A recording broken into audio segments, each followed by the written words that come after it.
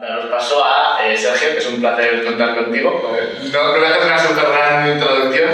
Todavía no sabemos si va a ser un placer. Bueno, sé que va a ser un placer contar contigo porque te conozco hace muchos años. Bueno, hay que decir que este señor, a pesar de que parece que, por una frase que voy a decir, me saca muchos años de edad, ¿no?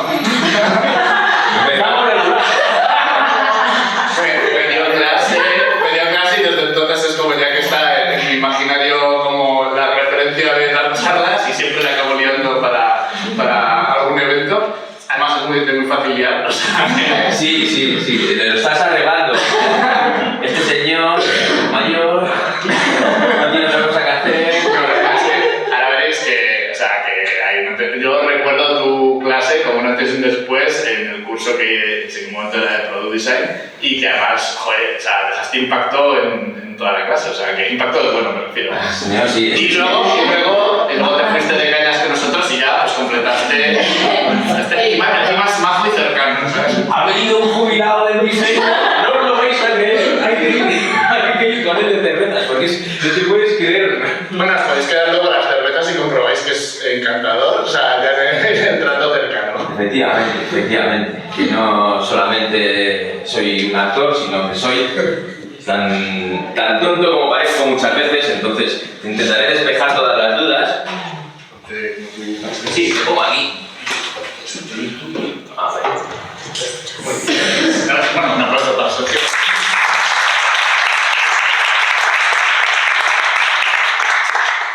Gracias por venir a los que habéis venido a esta exposición itinerante de lugar no siempre evidente. Muy bien. Pues sí, me llamo Sergio de la Casa. He tenido un día regular. Así que estoy un poco nervioso. Os lo agradeceré que seáis compasivos conmigo si a veces se me va un poco la cabeza o pierdo el discurso. Intentaré que no ocurra, ¿vale? Cuando pusimos el título de esta ponencia, esto de qué narices es un producto y por qué un Casio no tiene que ser mejor que un Rolex o no es mejor que un Rolex, sabíamos dos cosas. Uno, que quizá animara a la gente a apuntarse con resultados espectaculares. Y en segundo lugar, que cuando llegáramos hoy, pues no mucha gente se acordaría tampoco de la canción y nos serviría para hablar de cómo el tiempo es relevante a la hora de mostrar interés sobre unas cosas sobre otras, ¿no? El rato que voy a estar hablando, que hablo mucho, digamos que vamos a sobrevolar por dos capítulos. Hay uno como que es más inspiracional, en el que yo contaré mis experiencias, porque soy, como decía Alberto, muy mayor y me gusta mucho contar o hablar con metáforas. Y luego hay una parte al final en la que intentaré que todo cobre sentido y podamos salir de aquí con alguna herramienta que nos ayude. ¿Por qué digo esto? Pues para que tengáis paciencia. En algún momento el señor mayor dejará de contar chascarrillos, igual coge incluso un rotulador y con sus temblorosas manos algo para la pizarra. Bueno. Entonces, claro, partimos de la base de que en el momento que verbalizamos un Rolex y un Casio, estamos trazando una línea y siempre que se traza una línea ocurre algo que es que divides el mundo en dos. Da igual la línea que traces, que divides el mundo en dos. A veces dividimos el mundo así, alien contra depredador, y da igual quién gane porque va a perder la humanidad siempre. Otras veces tenemos a Godzilla vs King Kong y también esto habrá que apoyar a uno o habrá otro, invita a una confrontación, y otras veces tenemos a Casio contra Rolex. Esto tiene una trampa fundamental, que es que nos hace visualizar a Rolex como Godzilla y a King Kong como esta relación de aspecto es real, ¿vale? En la película que hicieron, en teoría esto era King Kong en 1973, este es el tamaño de Godzilla, con lo cual no tiene ningún sentido este enfrentamiento. A veces el mundo es un lugar maravilloso en el que podemos retorcer un poco la realidad para que King Kong de esta película a la que hicieron en 2021 pues de repente sea así. No tiene ningún sentido, este King Kong es más grande que el Empire State. No podría subirse, subiría el edificio a sus hombros, ¿no? Pero bueno, bien, hemos operado en el contexto y resulta que es que esto que visualizábamos con un Casio aquí no tiene por qué ser siempre tan pequeño. Vale. Para mí este Casio simboliza mi primer amor.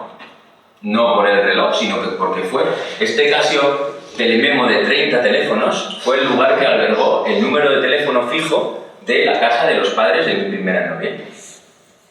La televisión era en blanco y negro entonces, pero cuando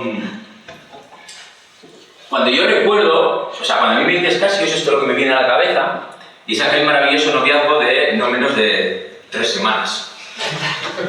Entonces, os habréis dado cuenta de que hablo mucho, quizá esto os ayude a entender quién soy Sergio de la Casa, @Sergio de la Casa si me queréis insultar de forma evidente, y fui un niño una vez, y además creo que fui un niño feliz. Yo vengo de 3 lugares fundamentalmente, uno es el estudio de regulación de mi padre, otro es el estanco de mi tía y otro el videoclub de mi tío. Esto os da una impresión de que yo he nacido respirando disolvente en un lugar, nicotina en otro, y en el videoclub, cultura. Cultura de la buena. Cultura de la de... no voy a decir de Gremlins, es decir, de Critters, de Bullies, de Destroyer, brazo de acero, o sea, estas cosas que de verdad forjan el carácter de una persona. No me quedé ahí, he ido haciendo cosas a lo largo de mi vida, me hice ingeniero alrededor del año 2000, en 2003 trabajaba en una empresa que hacía molinos de viento, una empresa de ingeniero, está muy de moda con esto de la película y tal. En 2004 trabajaba en una multinacional de software ya de diseñador de interacción, y aquí ya hacíamos producto. Producto que facturaba, alguno de ellos, 50 millones de euros al año, con millones de usuarios en 54 países. Una cosa gorda, de la que da miedo, de la que te dicen, cuidado lo que vas a tocar, que depende de aquí la nómina de 100 personas, de 200, de 500 o de 1000. En 2008 dije que el agilismo no funcionaría. En 2011 monté un estudio con un nombre impronunciable que se llamaba Extendables. En 2012, el granito de mi vida, abracé al hombre que despidió a Steve Jobs. Ese es el señor. Y en 2022 le puse a mi estudio un nombre de chándal para que la gente lo pronunciara mejor. Como podéis observar, no he podido parar de triunfar ni de crear, y ocurre una cosa, que es que he llegado muy pronto a muchos sitios, y esto tiene una serie de consecuencias. Una es que me han pegado mucho por el camino, y otra es que llegas a lugares en los que no hay jurisprudencia, por decirlo así. Yo trabajé en el primer antivirus para Linux, en el primer antivirus para móvil, que era para un sistema operativo que se llamaba Symbian. He trabajado en el primer antivirus en la nube, en el primer asistente conversacional en español, que además era el primero transaccional. Muchos lugares a los que llegas y no había nada. Era un erial. Entonces, eso me ha llevado a intentar decodificar qué cosas tenían en común todos esos proyectos para ir con algo en la caja de herramientas que te sirva para trabajar en esos campos. Si me permitís, como buen anciano, voy a hablar de tiempos pretéritos. Me gustaría tirar hasta 1971 y que ocurre una cosa que cambia el mundo. Y es esto. Aparece este procesador, que es el Intel 4004, que es el padre del Z80 que aparecería en el 76. ¿Por qué es esto importante? Porque la gente que desarrolló esto para Intel, como no veían que no explotaban las posibilidades que tenía, se montaron su propia empresa que se llamaba Silo y sacaron el Z80. El Z80 probablemente es el culpable de que muchos de nosotros estemos hoy aquí. Ese procesador que llevaba máquinas como esta, que son las que empiezan a hacer creer al mundo que un ordenador tiene cabida en el domicilio de una familia. Hasta entonces esto era impensable, era una cosa que como mucho veías en alguna película americana, veías en juegos de guerra, o algo como un señor que se mete ahí en los ordenadores del ejército y desencadena casi una guerra mundial. Pues bueno, esto en cada casa. Lo que nosotros pensábamos cuando nos acercábamos a un artefacto de esto es que íbamos a ser esa persona, que íbamos a conseguir no desencadenar una guerra, pero sí cosas maravillosas con esta máquina. Bueno, se da un fenómeno en que no hay cómo nombrarlo. Y dices, bueno, esto es una estación de trabajo, un ordenador personal, un microcomputador o el cerebro electrónico. Esto es una cosa que ocurría. Yo recuerdo a mi tía del estanco, diciendo, ay, no, aquí están los niños jugando, uno con la máquina de escribir y otro con el cerebro. Esto ocurría en multitud de hogares. ¿Qué es lo que pasa? Que la compañía, esto era un Amstrad 472, la compañía lo llamaba Workstation, el negocio se refería a ello como ordenador personal, la gente del desarrollo prefería hablar de microcomputadores porque también estaban acostumbrados a trabajar con mainframes, con otro tipo de... La diferencia entre micro y mini es que micro era eso y mini ocupaba 3 metros cúbicos.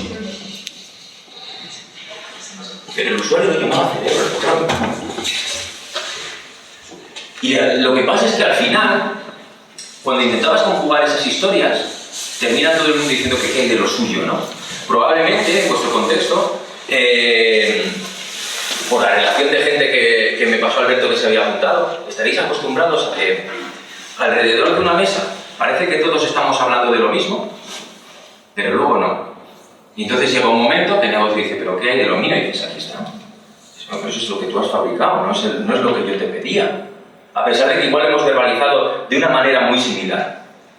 Bien, esta ausencia de lenguaje común nos lleva a lugares muchas veces indeseados. Yo espero poder establecer con vosotros hoy un lenguaje común y que cuando nos tomemos luego las Coca-Colas, las mirindas de limón, cuando nos tomemos las mirindas de limón, los que os habéis reído, tampoco se informan.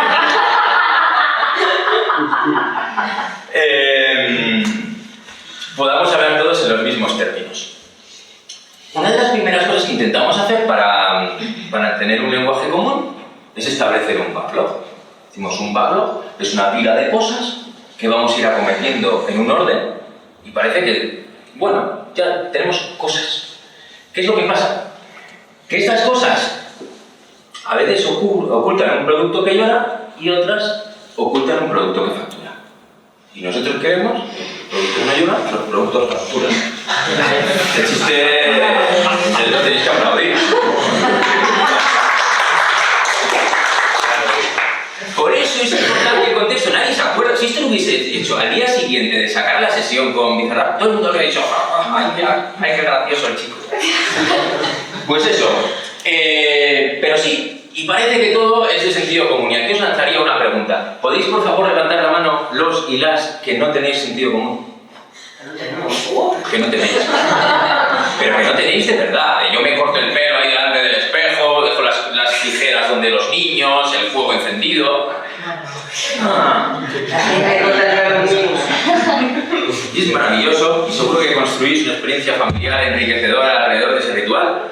Pero la cuestión del sentido común es que cuando nos miramos a nosotros mismos todos creemos que lo tenemos, pero el de cada uno es diferente del del otro. Entonces no nos vale. Porque para ti, ese sentido común, desde tu punto de vista de desarrollo, que un producto tiene que empezar por el login. Y no concibes otra cosa. Porque es lo primero, pues encuentro un usuario y hay que empezar por ahí y dices, ostras, ¿de verdad? ¿De verdad si tuviésemos que jugarnos a una carta, lo primero que haríamos es el login? Bueno, pues para alguien dice, esto es de sentido común, y hay otras personas que dicen, quizá no. Con lo cual esto no nos vale como métrica. Entonces vamos a los hechos. Saltamos hasta 2001 y miramos una definición de qué es un producto. Un producto, según Kotler, es una opción elegible, viable y repetible que la oferta pone a disposición de la demanda para satisfacer una necesidad o atender un deseo a través de su uso o consumo. Bueno, bien, puedo estar razonablemente de acuerdo. Vale, damos un salto un poco más y miramos en 2020. ¿Qué es lo que dice la guía Scrum? Había varias personas en la lista que venían del mundo del agilismo y demás. Entonces esto sospecho que no resultará ajeno a ninguna o casi ninguna. Un producto es un vehículo para entregar valor. O para proveer valor, el incremento tiene que ser usable. O en el Sprint Review nunca debemos considerar, o sea, no debemos considerar como una ruta para trasladar valor, ¿no? Estamos constantemente hablando del valor. En la primera definición hablábamos de algo que se desea, si se desea es porque le encuentro algún valor, aquí estamos hablando constantemente de valor, e incluso cuando utilizamos algún framework como este para verbalizar historias de usuario, digo, bueno, tiene que ser independiente, negociable, tiene que ser valorizable, no sé si es correcto aquí, pero bueno, estimable, escalable y testable. Y aquí dice, las historias de usuario deben aportar algún valor al usuario final. Todo el rato hablamos del valor. Nadie ha entrado a definir qué es el valor, pero estamos hablando del valor, que ahora mismo es nuestro sentido común. Incluso esto lo he cogido de la gente de V.I. Mafred, que nos evoca esta famosa frase de Bruce Lee, que está muy bien, lo de Big Water, my friend, y todos nos visualizamos así, ¿no? Cuando el agua fluye, si se mete en una tetera, se convierte en una tetera, cuando golpea, tal, muy bien, porque todos queremos ser Bruce Lee. A mí me gusta más esta frase de Mike Tyson, que es que todo el mundo tiene una estrategia hasta que le meto la primera. Y esto funciona así. Nosotros vamos con nuestra estrategia, con nuestra mirada de que algo es valioso, y nosotros somos generadores de valor. Nosotros somos un lugar importante en la vida de estas personas cuando nos acercamos a ellas. Pero luego viene la vida y te mete la primera. ¿Vale?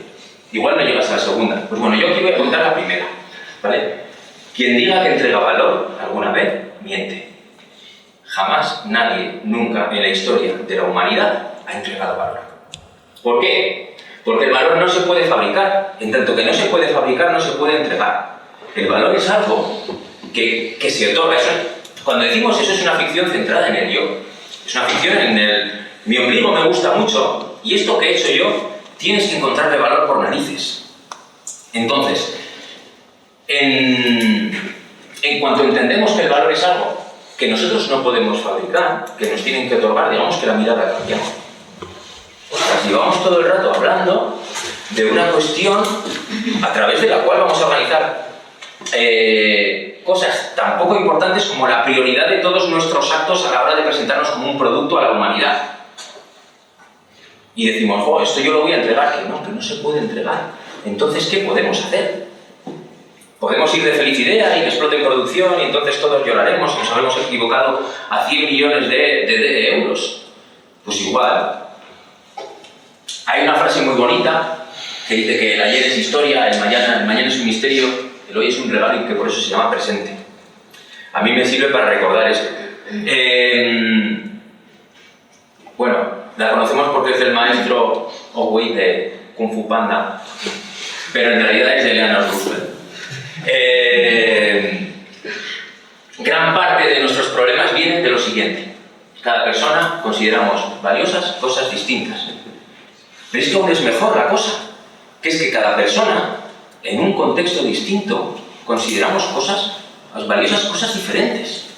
Luego os pondré un ejemplo que es evangelizador en este sentido. Claro, ¿qué hacemos con esto? Uno habla de computación, otro de juegos, otro de contabilidad, otro de cerebro. Mi tía creía que le habían regalado un cerebro electrónico a sus hijos por la comunión. No sabía qué ocurría ahí, veía símbolos extraños en la pantalla y tenía miedos que hoy nos llamarían la atención, pero era como, a ver, ¿qué estás haciendo? Yo he visto una película que disparan misiles con esto. ¿Qué está haciendo un niño de 10 años con un terminal que solo está enchufado a tensión? No tiene comunicación con nada. No sé cómo. Entonces, lo que consideremos nosotros de repente se vuelve irrelevante porque no hemos sido capaces de objetivar nada. Tenemos nuestra mirada al mundo, pero nuestra mirada tiene una cosa que es que la hacemos a través de nuestros ojos. Con todos los privilegios de los que somos conscientes, los que no, con todas nuestras taras, que todos las tenemos. Entonces, a la hora de ver que es un producto, yo me siento confortable con esta definición. Un producto es algo que nace con el primer deseo de una transacción. Es decir, en el momento que alguien desea articular una transacción para obtener cualquier cuestión, cualquier cambio en el contrato que establece con la realidad que le rodea, ahí hay un producto. Porque hay una pregunta que es muy jodida de responder, que es ¿cuándo una idea se convierte en un producto? Un producto que no compra nadie es un producto. Un producto al que nadie le dedica nada de esfuerzo es un producto. Yo he trabajado en productos, voy a decir una cosa maravillosa, que por lo que me valoraréis como profesional, que no solo han conseguido 0 descargas, no solo han conseguido 0 ventas, sino 0 descargas gratuitas. En un determinado momento, en esa multinacional en la que yo trabajaba, un producto que salió a producción, que costó cientos de miles de euros, No estamos hablando de una cosa que hemos hecho con un chicle y un palillo. Y que en el momento que salió producción ya no tenía ningún sentido. Y dices, no solo es triste que no te haya comprado nadie, es que nadie se te ha descargado ni para probar. Y puedo contar más historias de estas, de funcionalidades que hemos metido en productos que facturan muchos millones de euros y que hemos descubierto que jamás nunca nadie en toda la vida había utilizado porque tenía un bug y nadie lo había reportado. Y dices, ¿pero esto? Entonces, ¿eso es producto o no es producto? ¡Ostras! Eso es un ejercicio de ingeniería que hemos hecho, que hemos colocado en un lugar que nadie quería. ¿Cuál es producto para nosotros? Es nuestro ejercicio como ingenieros que hemos dicho, ¿por qué hacemos esto? Porque podemos. Porque esto es muy difícil y no lo ha conseguido nadie, lo vamos a hacer. Bueno, entonces, esto abre un universo de posibilidades a la hora de entender qué es un producto. Porque resulta que una búsqueda en Google esperamos que continúe con la primera transacción hacia nuestro producto. Porque una transacción no tiene por qué ser monetaria. Una transacción es que de todos los resultados que han salido, ostras, has decidido dedicar un poquito de esfuerzo cognitivo y un poquito de tu tiempo al mío. Y has decidido hacer una transacción que consiste en un clic. Y ahí es producto. Porque tú has hecho una compra. Has sacado de tu bolsillo un activo valorizable y lo has colocado en el mío. Entonces, claro, igual ya no es un producto, sino una secuencia de deseos en contextos concretos, los que en algún momento podemos empaquetar y construir negocio alrededor de ellos. Y a eso lo llamamos producto. ¿Qué es lo que pasa cuando etiquetamos algo con un nombre? Pues yo vengo de Bilbao, en Bilbao, o sea, en el País Vasco hay mucha riqueza cultural en cuanto a folclore, y hay una frase que comparte con otras culturas, que es que dice que lo que tiene nombre existe. Si tú cuando no nombras algo, es como si no existiera. Pero claro, de repente decimos la palabra producto y eso es un contenedor en el que cada uno vamos metiendo una serie de cosas. Y a veces llegamos a lugares y dices, no, yo es que soy product designer. Sí, porque el producto estaba cuando llegué y hago cosas para el producto, pero no me he parado a pensar qué es en su esencia. Por eso la charla de hoy se llamaba, ¿pero qué narices es un producto? Entonces, ¿cómo afrontamos esto desde producto, con mayúsculas, ¿vale? Decimos, bueno, pues vamos a organizarlo esto con user stories y demás, ¿vale? Pues yo, como actriz, coloco aquí mi hipótesis de solución y lo que pasa es que digo, bueno, ¿para qué? Pues para que se cumpla mi profecía. Por verlo con un ejemplo. Observad que no hemos hablado del por qué, ¿vale? Yo como usuaria quiero elegir carpetas a respaldar para que no se me llene el backup de basura. Perfecto, parece que tiene sentido. Pero ¿por qué no quiero que se me llene el backup de basura? ¿Porque no quiero pagar los $10 extra que me cobrarían? ¿Porque me resulta muy difícil encontrar cualquier contenido en este universo que tengo ahí? Porque es que, claro, el producto en un caso está en optimizar la búsqueda dentro y en otro caso está en abaratar los costes de almacenamiento. Pero hemos hecho esto y parece que todos estamos alineados, ¿no? Otro ejemplo, decimos, bueno, venga, va, en vez de con User Stories vamos a trabajar con Job Stories. Venga, cuando hay una situación, quiero mi hipótesis para que se cumpla mi profecía, entonces, se me llena el backup, quiero poder eliminar carpetas. Pues da un poquito más de detalle para disponer de más espacio, pero ¿por qué quiero eliminar carpetas? ¿Por qué? Igual es que se me ha olvidado desde cuando llevo haciendo cosas así, porque un día activé iCloud y resulta que mi móvil ha ido mandando cosas que yo no sabía, que no sé lo que hay, y lo que quiero es que no se me active automáticamente. Pero lo que yo interpreto es que sí, aquí hay que eliminar carpetas. Hay 1000 ejemplos de este tipo. De hecho, trabajamos con frameworks que, digamos que nos llevan a esos lugares. Este seguro que os suena muchísimo, lo utiliza todo el mundo hasta la saciedad, y tenemos aquí nuestra propuesta de valor, nuestra estructura de costes, y parece que porque dibujemos aquí las cosas van a ocurrir. Fijaos, cuando saco la propuesta de valor, cojo estas columnas y las elevo, y bueno, pues tengo mi lienzo de propuesta de valor. Entonces digo, estos son los productos, esto es, vamos, creador de riqueza. Y además no solo es creador de riqueza, sino que reduce, ay, mis dolores, mira, Y esto está dibujado con nuestras gafas. Y aún mejor que este, mira, el de UX, me lo voy a pasar rápido, es este. Esto es como... ¿Qué están pensando y sintiendo las personas? Yo, desde mi escritorio, a través de mi monitor, me imagino una persona, igual que Central Lechera Asturiana se imagina las vacas. Sí, y entonces, eso no es mío, eso es de César Astudillo. Pero es eso, lo imaginamos como material de construcción y decimos, lo que debe estar sintiendo, ¿eh?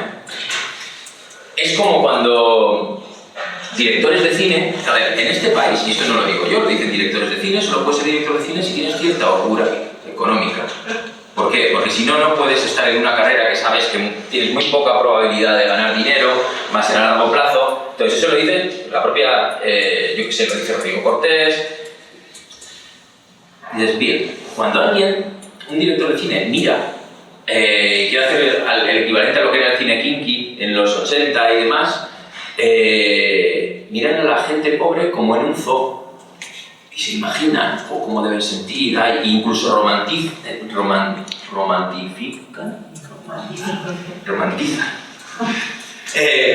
muestran de forma romántica algunos aspectos, ¿no? Fíjate qué bonita la cena de Nochebuena, no necesitaban nada, han cenado chorizo de Pamplona, pero qué felices se les ven, ¿eh? Sí, porque es el relato que tú construyes alrededor de eso que tú piensas que sienten, ¿no? Bien, esto es completamente falaz. Aquí cabe cualquier cosa. Y además, no solo cabe cualquier cosa, sino que alrededor de esa mesa que queremos poner de acuerdo, cada uno lo rellenará de una manera. Y entraremos en discusiones que están ligadas al pues yo me creo de que. Yo creo que... Es como el usuario. El usuario en general es una trampa.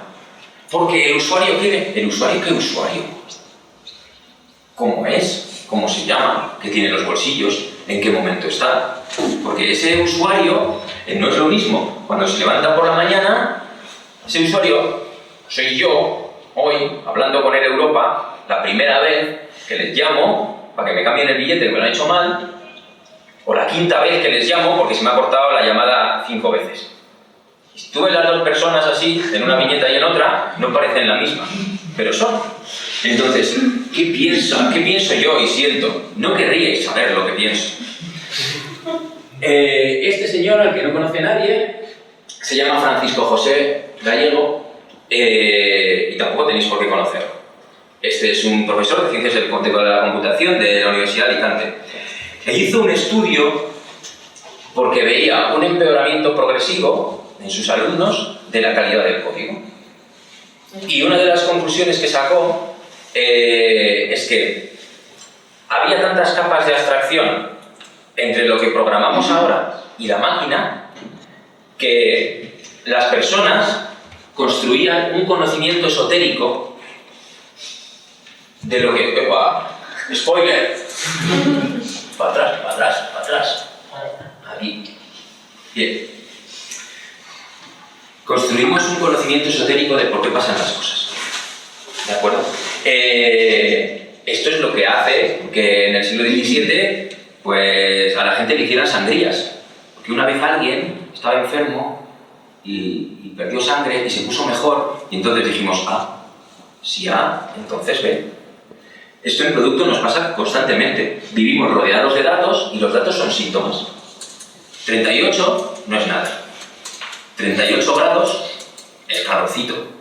38 grados de fiebre, de repente le hemos dado la vuelta. ¡Ostras! 38 grados de fiebre en un niño, 38 grados de fiebre en un niño prematuro es salir echando leches a urgencias. Y 38 no nos decía nada, es un dato, es un síntoma. Pero no tenemos la foto global, no sabemos el contexto completo. Entonces, ¿por qué hay aquí un ninja? Como os dije, me crié en un videoclub donde había cosas como estas. Yo os pongo esa imagen y vosotros decís es un ninja.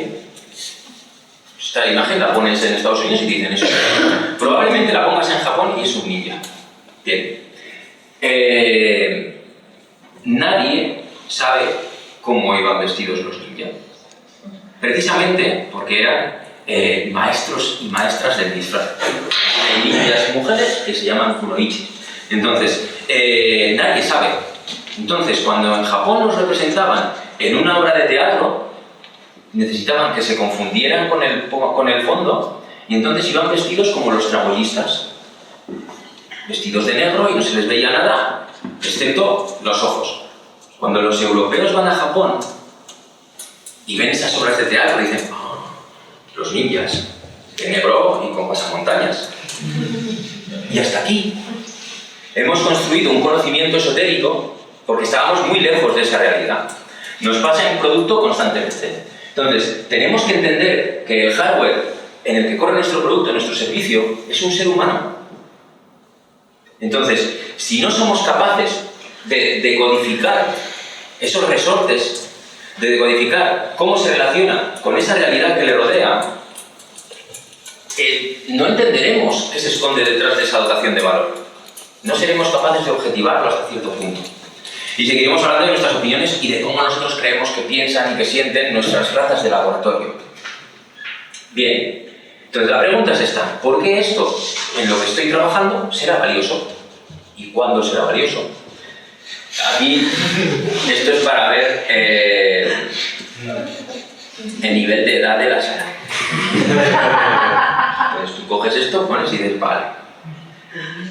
Nos retrotrae a lo del principio, a decir, esto en un momento habría salido, en un determinado momento de nuestra biografía habría salido y habría habido clamor general, y en según qué contextos esto es, pero ¿quiénes son esos señores? Volvemos al ejemplo de Amstrad, ¿vale? Por entender un poco más de qué va esto del producto. Esto es, porque os hagáis una idea, esto es un productazo. Esto es primera vez en la historia que un microordenador se conecta con un solo cable y que tiene integrado ahí el reproductor de casete. O sea, es alucinante. Esto, porque os hagáis una idea, todos conocemos historias maravillosas de emprendedores en Silicon Valley, en Palo Alto y todo esto. Hay un señor que se llama José Luis Domínguez, que era vendedor de seguros y de cursos de inglés en Vallecas, aquí en el Madrid de los primeros 80. Ese señor fue el que consiguió traerse la distribución de Amstrad a España a través de una compañía que se llamaba Indescom, que era suya, que en 6 años vendió por 6.000 millones de pesetas. Y no lo conoce ni Blas. Y está lleno de buenas decisiones de producto. Volviendo a esto, pesaba como un muerto.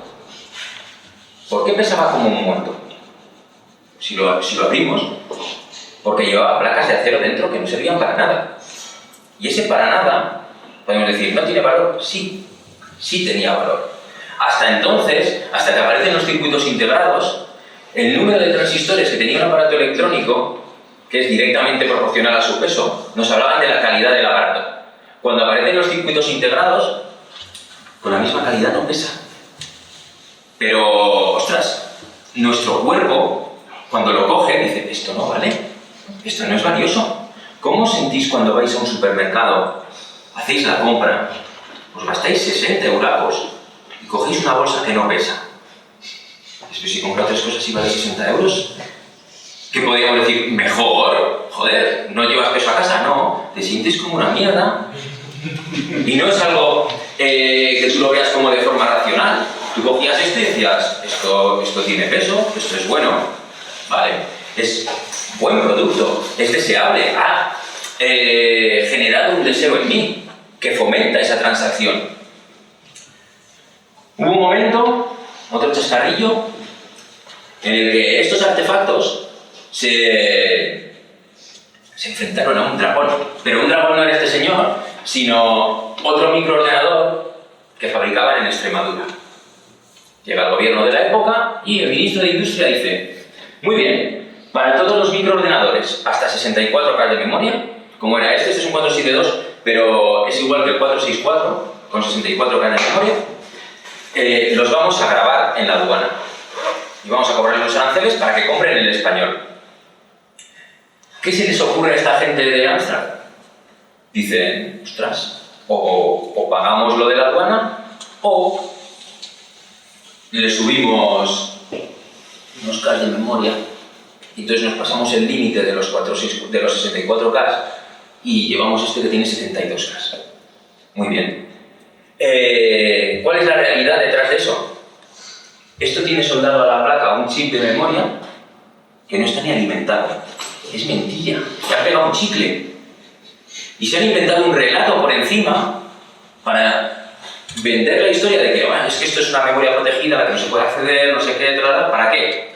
Porque salía más barato hacer eso que pagar los aranceles. Y es una buena decisión de producto. Nadie jamás, nunca notó la diferencia. Compraban esto encantados. ¿Por qué? Porque el intercambio era más eficiente que haber subido el precio de este producto que lo hacía menos deseable. Esto es un asunto muy complejo. Porque estamos hablando constantemente de seres humanos que somos una anomalía. Somos una cosa muy rara. Que tenemos una parte racional que es como todo cartesiano y luego tenemos una parte emocional que lo vuelve todo marciano.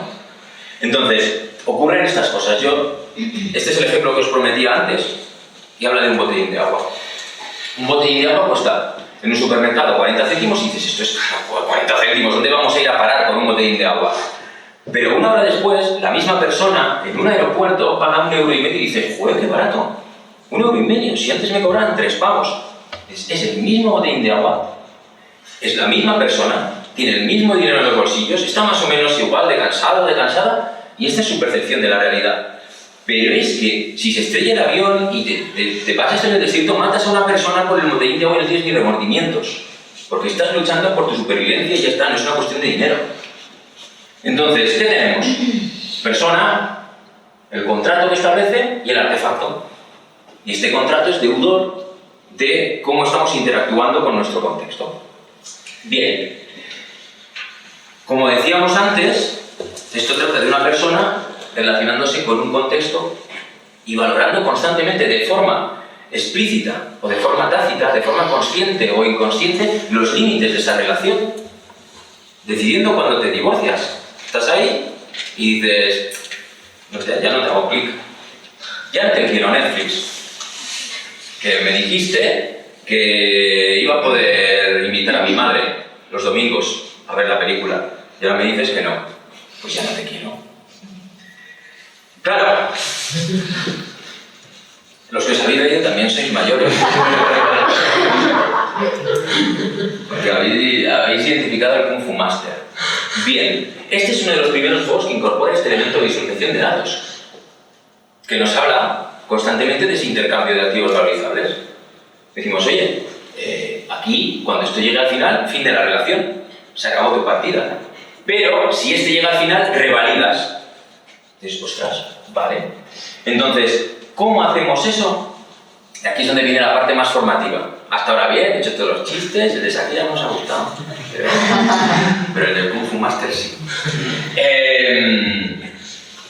Claro, ¿cómo consigo yo marcadores que me avisen de que, aquí me van a matar?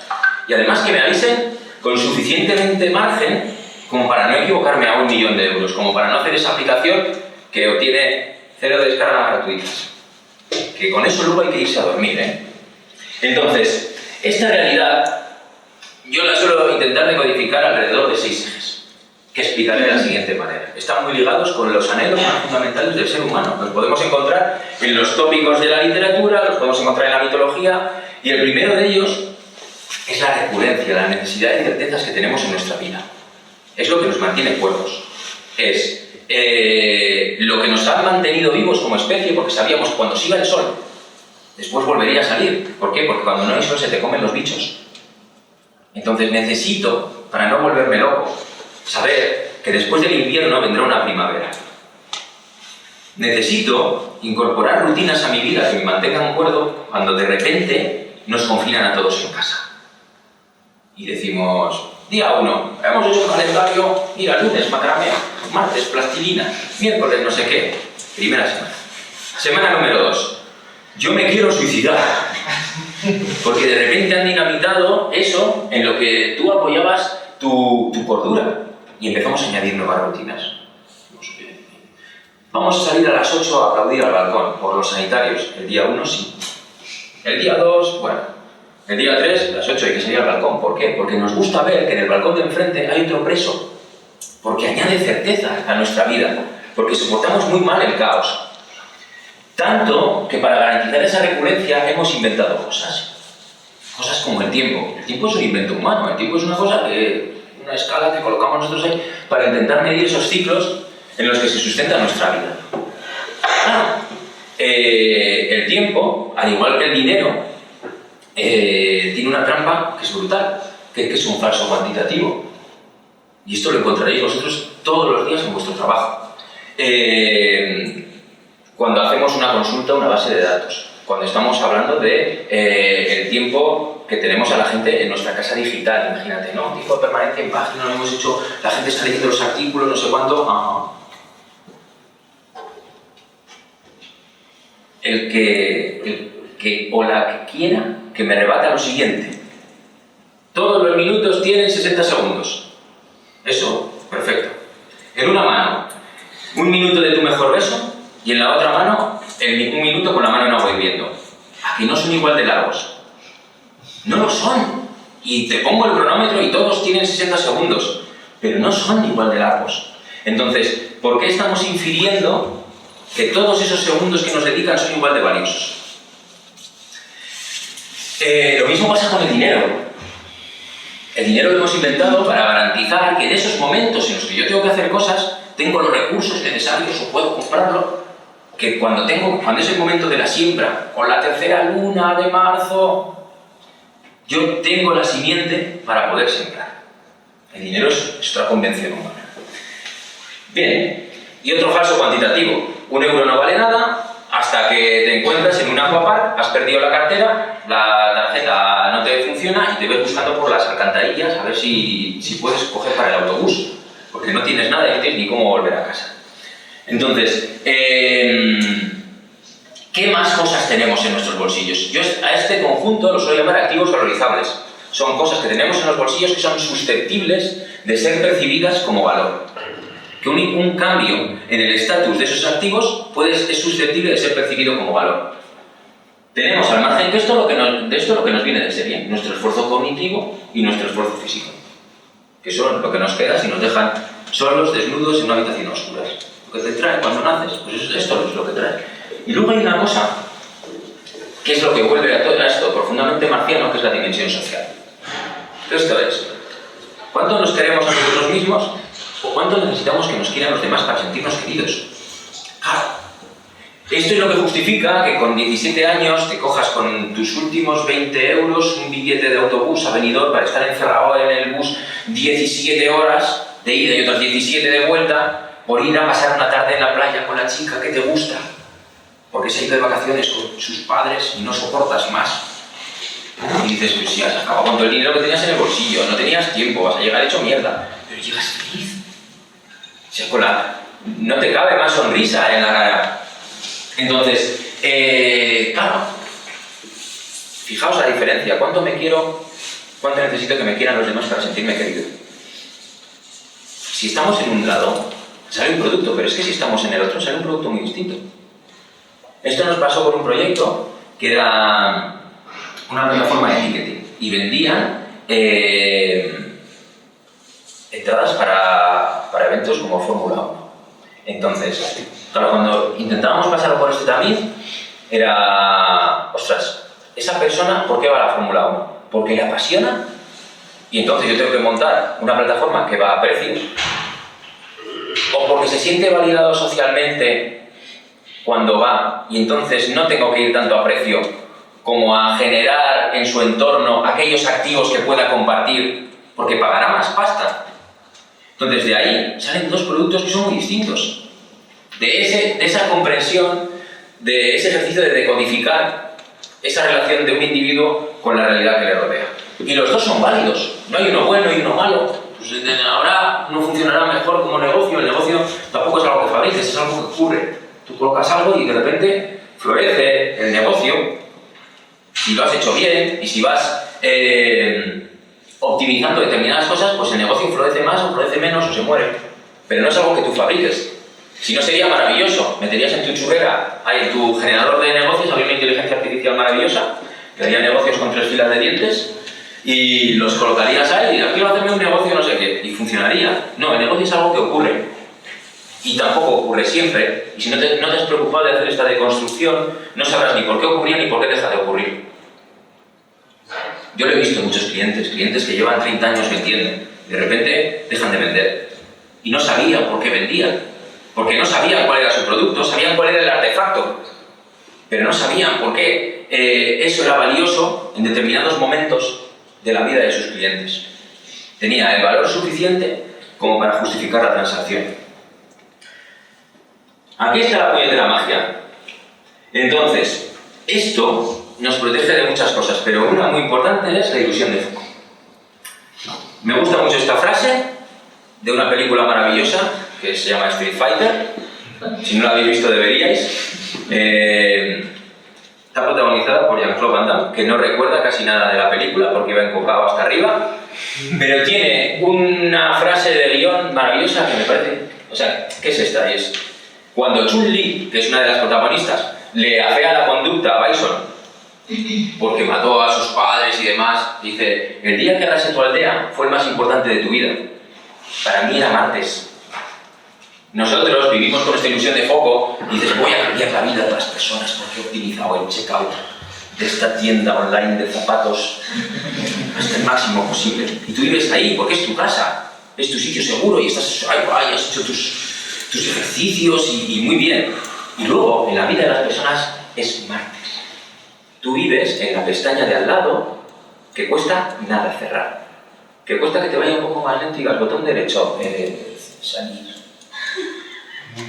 Oye, a veces ser consciente de esto es duro, pero es la realidad. Porque si no, entonces vivimos creyendo que estamos fabricando un producto que no está el producto y luego no entendemos realmente qué resortes hay que tocar para ir en una dirección o no. Muy bien. Una vez así la parte más teórica, ¿cómo lo aplico mañana? Yo mañana voy a mi mesa y qué guay, qué bien lo pasamos. Éramos pocos, pero nos reímos. ¿Esto cómo lo aplico? Pues bueno, yo una de las ventajas que le encuentro es que es transversal a toda la estructura. Tenemos un lenguaje común que puede hablar negocio, que puede hablar diseño, que puede hablar desarrollo, que puede hablar ventas, que puede hablar cualquiera. Que es, en este espectro de 6 ejes, en qué punto está el contrato y cómo lo vamos a mejorar. Esto no es fácil, pero podemos ir adoptándolo de forma gradual. Yo empiezo de macro a micro, ¿vale? Primero la compañía, luego producto, luego una épica, historia, tarea. ¿Por qué? Porque hay 5 niveles de aplicación. Y esto, según la madurez del equipo o de la organización, se puede aplicar de distinta forma. En primer lugar, nivel 1, el más básico. Elige un activo valorizable. Uno. Me da igual cuál. Decide en cuál es más pobre. Esto lo hacemos porque este individuo, en este momento concreto, es pobre en tiempo. Ya está. Quédate ahí. Todos los que estamos alrededor de la mesa sabemos que estamos haciendo esto porque es pobre en tiempo. ¿Cómo hemos descubierto esto? Pues hombre, lo ideal es investigar. No imaginarnos. Pero bueno, aunque solo nos lo hubiésemos imaginado, ya tendríamos a todos alineados, no alrededor de una funcionalidad, sino alrededor de la optimización de un contrato. Vale. Ostras, aquí puede trabajar la gente de front, la gente de back. Tú no sabes, tú has planteado tu hipótesis desde el punto de vista de diseño, imaginaos, porque eres product designer, y entonces has dicho, la respuesta correcta es esta. Muy bien. Pero hay un tío de back que vive aquí en aquella mesa, que sabe que existe una supermagia, porque para ti es como una supermagia, que hay un framework que no sé qué, que puede optimizar esta transacción en un 300%. Pero tú no le has pedido que ahorre tiempo, le has pedido que te haga este flujo y no estás pensando en el contrato. No sabes cuál es tu producto, no sabes lo que tienes que mejorar. Entonces, esto ya es un avance. Estamos haciendo esto porque esta persona en este momento concreto del viaje es pobre en tiempo. Bien, el nivel número 2. ¿Cómo cuánto de pobre? ¡Ostras! hemos dicho que el tiempo es un falso cuantitativo y que el dinero es un falso cuantitativo. Y tenemos a San Bernardo de Claraval que dice que la medida del amor es amar sin medida.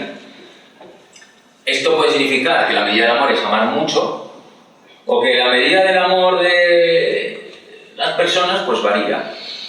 Aquí lo que es importante es no hacerse trampas al solitario y no estar midiendo cuántos WhatsApp te mandan cuando lo que a ti te interesa es que te regalen flores. Tienes que descubrir que es para ti ese amor. Seguro que conocéis un montón de gente que a sus hijos los quiere lo más. Pero hay gente que quiere a sus hijos lo más y, yo qué sé, llega destrozada a casa y aún así tiene tiempo para prepararle la cena que les gusta, y en la otra mano tienes a alguien que quiere a sus hijos lo más, pero no falta ni un día al gimnasio. Y los dos quieren lo más, pero es querer diferente. Entonces, como es falso cuantitativo, no nos vale. Ahora bien, aquí entra un concepto que aplica mucho a la gente que apuesta de forma profesional, que es la pérdida permitida. Yo suelo referirme a esto también como el umbral del sueño. ¿Qué te quita el sueño? La pérdida permitida es ese umbral en donde las cosas pasan del tener al ser. Yo tengo mucho dinero, tengo algo de dinero, tengo poco dinero, soy pobre. Ahí está la talla. ¿En qué cantidad yo soy pobre? Tengo mucha fuerza, tengo algo de fuerza, tengo poca fuerza, soy débil. Igual no me puedes meter un cartón más de leche en la bolsa, porque me voy a sentir así y voy a ir sintiéndome una puñetera mierda con esta compra. Tengo mucha capacidad, algo de capacidad, poca inteligencia, soy tonto. Profundamente tonto. Aquí, ¿quién crees que te va a comprar? ¿Quién crees que va a hacer una transacción contigo de cualquier activo sintiéndose tonto? O por lo menos, ¿quién va a llevar a cabo esa transacción de una forma sana? Porque tú puedes tener a alguien esclavizado y no le quedan más narices y te lo tienes que comer, pero no estamos hablando de construir eso. O por lo menos, si lo vamos a construir que sea de forma consciente. Es decir, yo sé que estoy explotando aquí una debilidad de esta persona porque lo tengo secuestrado. Esto es lo que os decía aquí. Bajo el umbral de pérdida permitida nunca vamos a tener una transacción sana y es muy difícil que tengamos una transacción a poco grado de libertad que tenga la otra persona. Es importante ser capaz de trazarlo, porque estamos haciendo esto porque ahora le estamos pidiendo 3 minutos y solo dispone de 2. Nuevamente pondré un ejemplo de mi vida personal, ¿vale? Mi padre, que como os he dicho era rotulista, ha sido autónomo toda la vida y se tuvo que jubilar pues 2 años antes de la edad, porque no había trabajo. Le ha quedado una pensión regular, ¿vale? Cobra 1000 pavos, pero bueno, tiene su piso, su cosa, vive. Pero un día va al médico y le dice que tiene que tomar una medicación para el corazón. Entonces, tienes el síndrome típico que tiene asociada una serie de consecuencias, como que tienes que ir periódicamente a que el médico te revise, te lo paute y demás. Claro, ¿qué pasa?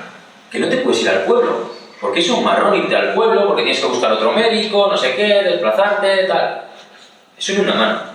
En la otra hay una medicación que no cubre la seguridad social, cuesta 100 pavos. Y lo que me pide el cuerpo es decirle a mi padre, gastaste 100 pavos, que solo ganas en tiempo. Son mis ojos. Es mi mapa de empatía, lo que piense, lo que sienta. Como a mi padre no se le ha ocurrido esto. Es más tonto que yo, se lo voy a tener que colocar. No. La pérdida permitida de mi padre no tiene que ver con mi pérdida permitida, con lo cual mi opinión es irrelevante. Hasta que yo no coloco esa línea y digo, ostras, es un 10% de sus ingresos netos mensuales. Ojo, tengo que jugar con esos miedos. Extrapólalo a tu caso. Coge y di, no. Piensa que estas pastillas en tu caso valen el 10% de tus ingresos netos mensuales. Igual tienes que elegir entre pagar el alquiler o tomarte las pastillas.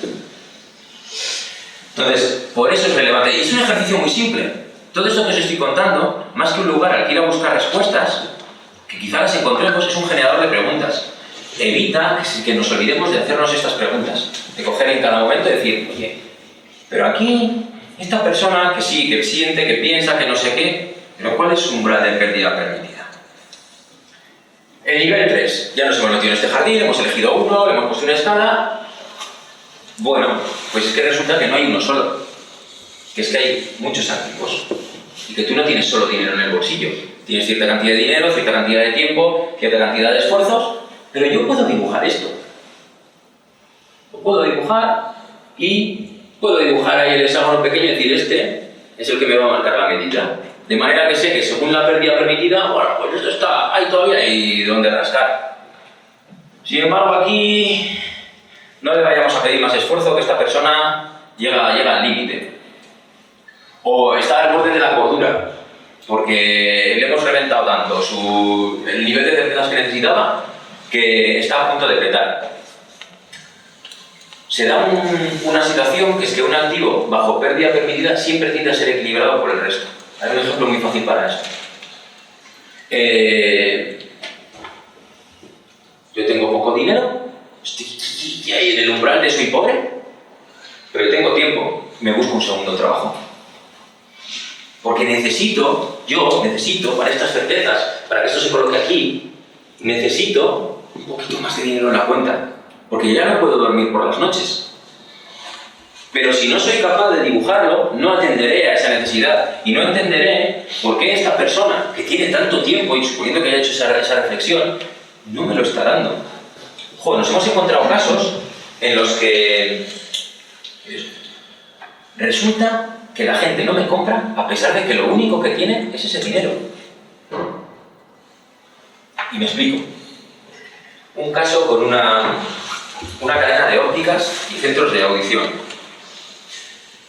Convertían menos de un 2% a la hora de vender audífonos. Coges y haces tu trabajo de campo, vas allí, te hacen todas las perrerías, te ponen una diadema que duele, un no sé qué, te apuntan con una pistola. ¿Una pistola? ¿A quién se le ha ocurrido una cosa para mirarte dentro de la oreja que tenga forma de pistola? Te coge la cabeza así, estás sentado y te ponen el interior de tu oreja en 4K. ¡Qué asqueroso! En una pantalla así de grande te sientes vulnerado y no vale para nada. ¿Eso a qué responde? A un porque podemos. Podemos. ¿Cómo vamos de tiempo? Igual voy súper liado.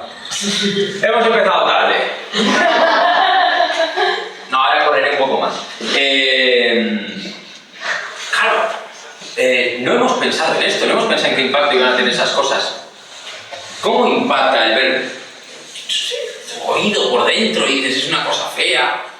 Te empiezas a dudar, me limpia bien los oídos, te dicen, está todo bien, dices, pero ya luego hablaréis por detrás, en cuanto salga.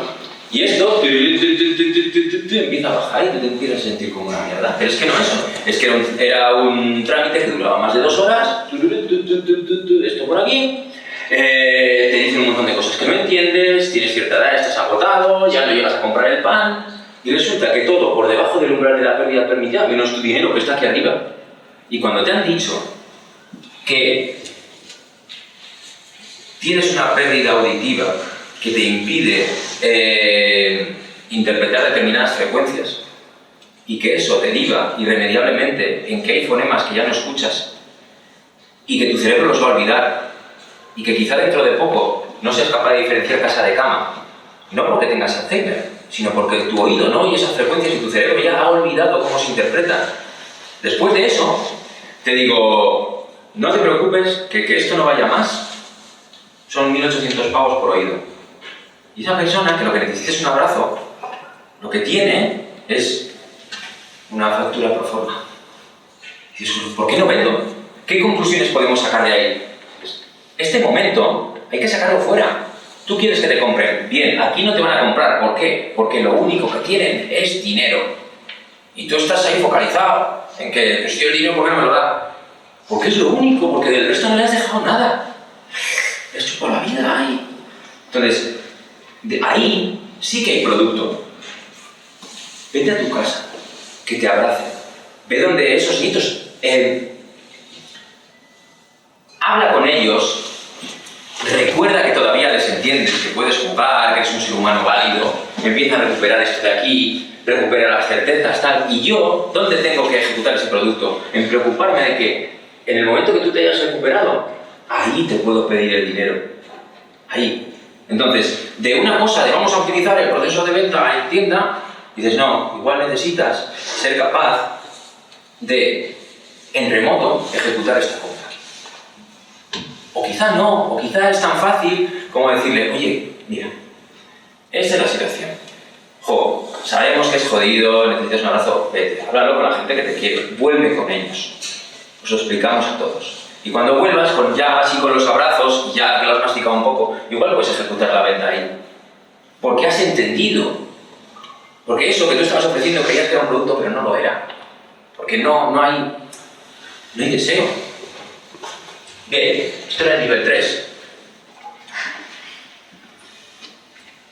Claro, aquí cuál es la cuestión.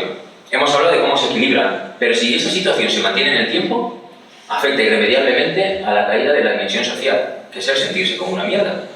Yo me he sentido como una absoluta mierda la cuarta vez que se ha cortado la conversación con el de Europa.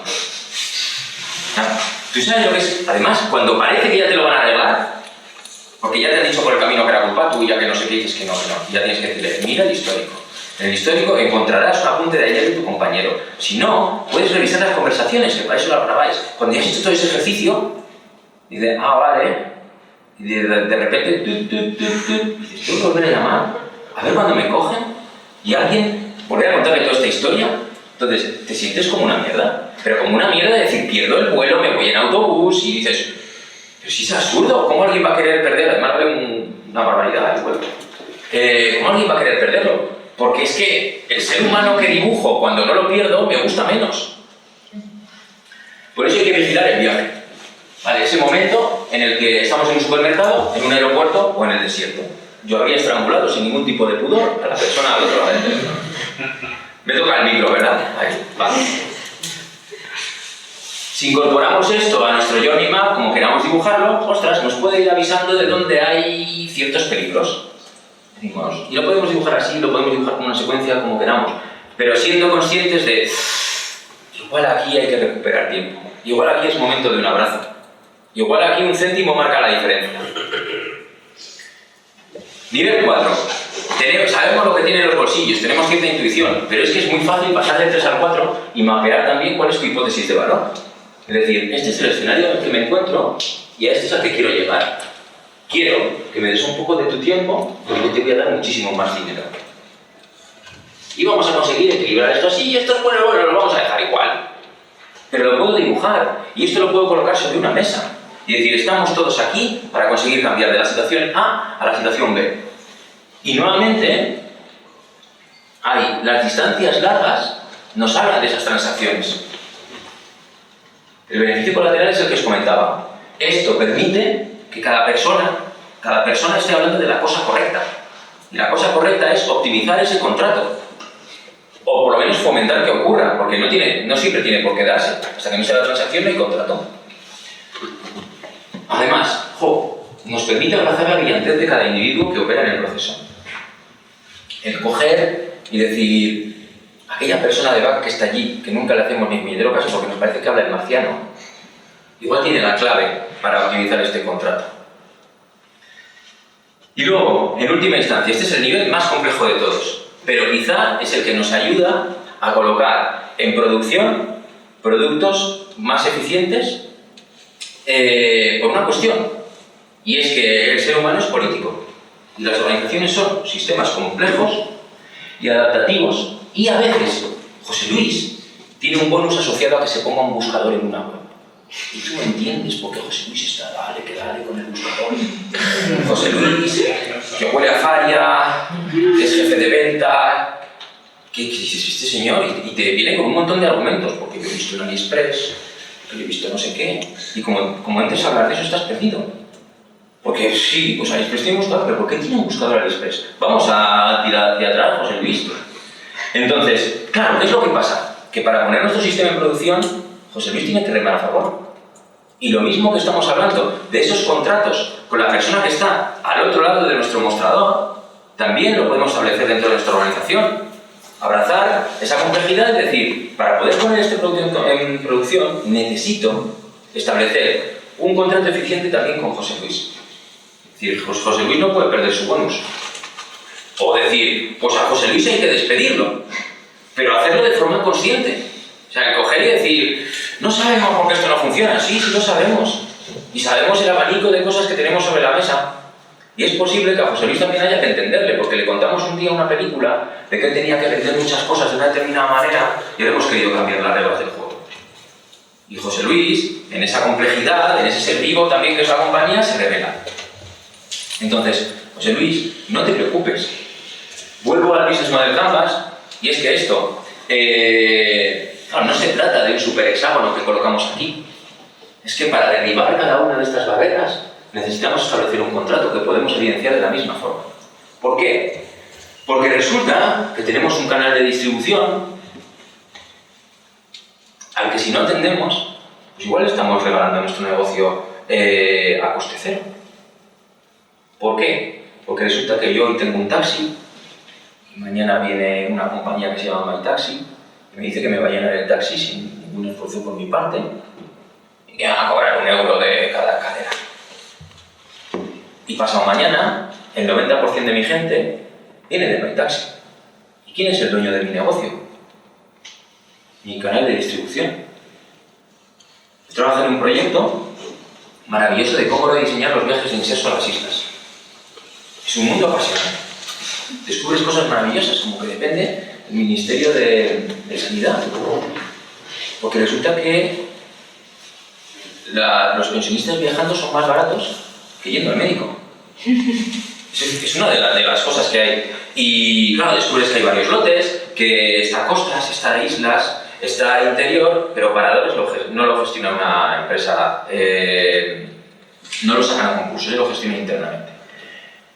Y que luego hay diferentes lotes, y que resulta que siempre se los ha llevado a la misma compañía, que tiene un nombre maravilloso, que se llama Mundo Senior, y que es una UTE de Viajes Ecuador, Viajes Alcón, y hay otra gente ahí, y dices, ostras, esta gente controla el canal de distribución.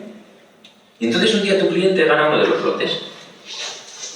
Y dices, ¿pero qué le impide a esta persona de Viajes Halcón decir, porque tú has ganado islas, que cuando van mis padres les diga, a Mallorca no me queda, pero tengo esto a la manga y necesito ser capaz de establecer un contrato con ese canal de distribución que reme a favor de lo que yo quiero colocar?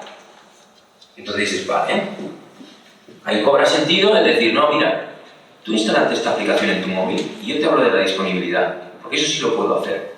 Y así cuando vayas a Viajes Ecuador, puedes decir que sí que hay sitio. Casi cualquier respuesta es válida, siempre y cuando hayamos hecho el ejercicio de entender ese contrato y de qué es lo que de verdad está ocurriendo. En resumen, el valor ni se produce ni se entrega. El valor te lo otorga. En segundo lugar, hay una falacia, que es que ahora estamos hablando de diseñar experiencia. La experiencia es igual que el valor. No se diseña, es imposible diseñar una experiencia. Las experiencias se viven. Podemos diseñar las condiciones, operar en el contexto, cambiar los artefactos en la confianza de que se produzca una experiencia más satisfactoria, pero la experiencia no se puede diseñar. Si no, llegaríamos y te dirían, mira, usted va a perder la audición, pero daríamos una super magia porque hay un super diseñador, una super diseñadora que ha diseñado una experiencia y se saldrías feliz de allí. Que no, que te diseñen una experiencia satisfactoria para la muerte de un ser querido, que venga alguien a diseñar eso, no. Puedes hacerlo más amable, sí, pero la experiencia va a estar ahí, va a ser la que cada ser humano construyamos con ese entorno. La cosa número 3 es que tu código no corre en cualquier máquina. Es que tu producto o tu servicio corre en una persona concreta, en un contexto concreto. Y eso lo hace terriblemente complejo. Y necesitamos entender esos intercambios que se dan. En cuarto lugar, que si no puedes preguntarle por qué a ese enunciado y reducirlo al menos a uno de los activos valorizables, seguramente regular. Es una pregunta muy fácil, es ¿por qué estamos haciendo esto? Y que la respuesta no sea porque podemos. Estamos haciendo esto para conseguir no sé qué. Había puesto aquí, será un producto que llora. Un producto que llora, recordad, no es un producto que factura. Y si conseguís empezar a incorporar este nivel de razonamiento a vuestro proceso, si conseguís aliados en este sentido, que dices, lo he colocado en una mesa y la gente me lo ha comprado. Es una pregunta muy fácil. Oye, perdonad un momento, vamos a la pizarra, que yo no le uso hoy. Pero de estas 6 cosas, ¿por qué lo estamos haciendo? y estamos todos de acuerdo en que es por esta. Y igual sale un debate que hay apuñaladas, porque cada uno en la cabeza tiene su historia. Pues esto. Haced esto y, en mi experiencia, luego es muy complicado volver al otro mundo, ¿no? Es como cuando ya te has hecho la gafas y dices, ostras, y luego ves las costuras a todo. Claramente. Muchas gracias a todas.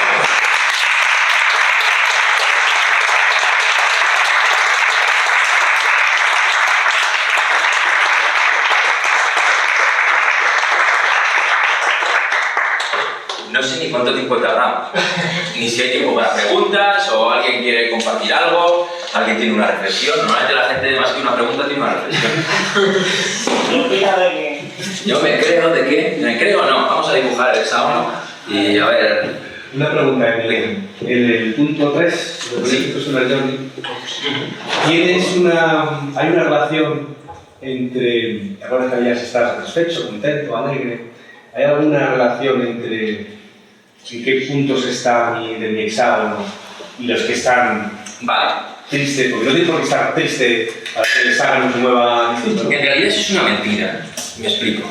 Yo necesito un mecanismo para colocar en la cabeza de determinadas personas una idea, ¿vale? Una idea que nos habla de la probabilidad de transacciones de ese punto. Y yo dibujo esto, porque es muy gráfico. Y dices, más arriba más fácil, más abajo más difícil.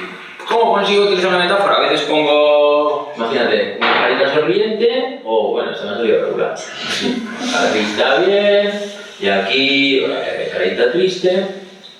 Y esto me habla de esa probabilidad, pero necesito ser capaz de explicar por qué esto no es de felicidad. Entonces aquí abajo tengo mi hexágono y digo, mira, esto es así, porque está ocurriendo esto. Y aquí abajo es así, porque está ocurriendo esto. Podría quitar esta parte y tendría los mismos, vamos a decir, la misma información aquí, pero esto es menos amable de consumir. Entonces está relacionado, ¿eh? Sí, claro. Por si estoy triste, por más toca el dinero... Pero en realidad no es triste. O sea, es... Vale, es una mentira. Sí, o sea, recordad, no tenemos una necesidad, como seres humanos, como de cuantificarlo todo, ¿no? Esto lo decía el Principito. Que hay un momento en el que habla de, los adultos no entienden nada. Tú coges y les dices, ¿te has comprado una casa? Y no te preguntan si te sientes feliz en ella, si es maravilloso levantarse allí por las mañanas, te preguntan, ¿cuánto te ha costado y cuántos metros tiene? Y dices, pues es irrelevante. Tú puedes vivir en una casa de 20 metros cuadrados más feliz que la leche y ser profundamente infeliz en un palacio. A veces yo también tengo mis contradicciones y tengo mucha fricción con este tipo de asociaciones. Porque podríamos meternos en un debate incluso más filosófico de ver si la felicidad es un estado o es un conjunto de experiencias que tú vas hilando. Hay un concepto ya aristotélico y otro. Entonces, claro, a mí es que en última instancia, ¿qué me habla? De la probabilidad de transacción. Y luego podríamos hablar de qué transacción. Esto, imagínate que dijéramos, esta es la probabilidad de que este producto esté ocurriendo. Porque, claro, no es... Tú tienes el artefacto, pero el producto es como una cosa que coloco por encima que ocurre. Entonces, si estamos aquí, no está ocurriendo el producto. Aquí hay divorcio del producto. Aquí sí, y necesito saber por qué.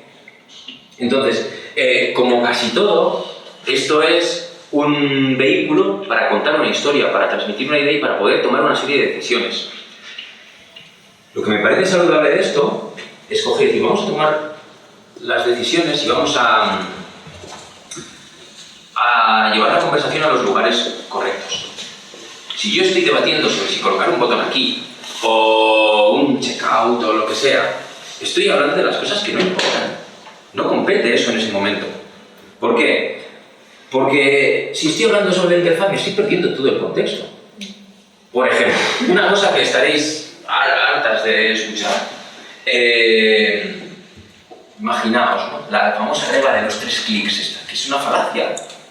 Pero como ejemplo nos viene muy bien, porque infiere que para todo el mundo un clic vale lo mismo. Y que para todas las personas, en todos los momentos, un clic vale lo mismo. Cuando mi madre opera con una interfaz digital, sus movimientos de ratón no valen lo mismo que los míos. Porque tenemos que entender que hay personas que operan como si fuesen a desencadenar la Tercera Guerra Mundial, por su necesidad de certezas, porque están trabajando en un escenario para ellos de alta incertidumbre. Entonces, esas métricas como absolutas nos llevan a lugares peligrosos y a discusiones muy peligrosas, como esto tiene muchos clics, ya, pero igual son los correctos. Esto tiene muchos pasos, ya, pero igual son los correctos. ¿Y por qué no otro botón? No, es que mira, hay una serie de leyes que hay que cumplir, estas leyes atienden a esto y dejarían el contrato en esta situación. Entonces, fijaos, para mí, esto no lo he contado por no extenderme, pero me encanta que me hagáis esta pregunta. ¿Cómo aplica esto a la accesibilidad? Resulta que no hay mucha diferencia entre cualquier persona con alguno de los activos por debajo de su pérdida permitida, porque en realidad esto viene de que todos tenemos algún tipo de... Estoy intentando recordar cuál es la palabra correcta. Iba a decir minusvalía, pero discapacidad. Vale. Porque me lío. Soy caballito blanco porque yo tengo una pierna regular, entonces tengo una discapacidad y entonces me puedo equivocar de forma impune. Pero, claro, en algún momento nosotros todos tenemos cierta discapacidad y es el equivalente a que nosotros pongamos a prueba un momento de nuestro producto colocando cada uno de los activos por debajo de la pérdida permitida. ¿Cómo nos comportamos frente a esta realidad? Yo he participado en la toma de decisión en un momento concreto de mi vida en esa multinacional, de decidir de forma consciente que no íbamos a atender a personas invidentes. Nosotros no éramos el producto para esas personas. ¿Quiere decir que somos gente malvada? No, quiere decir que había un montón de cosas que operaban en este contexto, que aquí estaba José Luis, y estaba el CEO, y había unos inversores, y también había otras personas, otros actores en ese universo, como era la ONCE, como eran los fabricantes de un lector de pantallas, y de la interpretación de todo aquello se decidió que quien tenía que hacer la inversión era la gente que monetizaba el lector de pantallas, no nosotros. Podemos tener nuestras opiniones sobre si es lo más correcto. Claro, si estoy hablando de hace 20 años. Hoy probablemente habría sido distinta la decisión. Pero lo importante ahí es que sea consciente. Podemos decidir ser malos, pero hombre, que no seamos ahí malos y digamos, no, si los Raiders del Globo, peor estaría si no les diera yo de comer. Y podemos decidir de forma consciente trabajar en escenarios de contratos abusivos. Bueno, oye, nosotros hemos venido aquí a explotar esta gallina hasta que dé. Y sabemos que un día va a dejar de dar, porque un escenario que establece contratos abusivos es un lugar muy vulnerable, porque solo tienes que encontrar la brecha. Fijaos nuevamente en el ejemplo del taxi. Resulta que hay una especie de monopolio y de repente alguien encuentra una brecha chiquitita, porque si nos fijamos, si hacemos zoom out, dices, es el mismo problema para las mismas personas, con los mismos artefactos solucionándolo. Coches, carreteras, choferes. Y dices, ¿es por dinero o no es por dinero? De repente hay como una revolución ahí, la gente es idiota porque le llevan en un coche negro. Bueno, quizá, y si fuese cierto que, pues igual en vez de insultarme, podrías pintar tu coche. Y luego ocurren cosas alrededor, como que hay muy poca diferencia. Yo siempre me muevo en taxi cuando vengo aquí, porque soy muy incompetente con el transporte público y entonces llegaría mal a todos los sitios. Y he notado cierto cambio, y yo hablo mucho con los taxistas. De hecho, yo he tenido una conversación maravillosa con uno en la que solo hablaba él. Vale.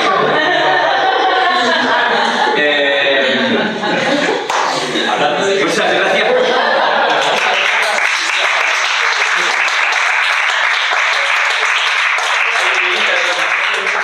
Si alguien tiene alguna pregunta,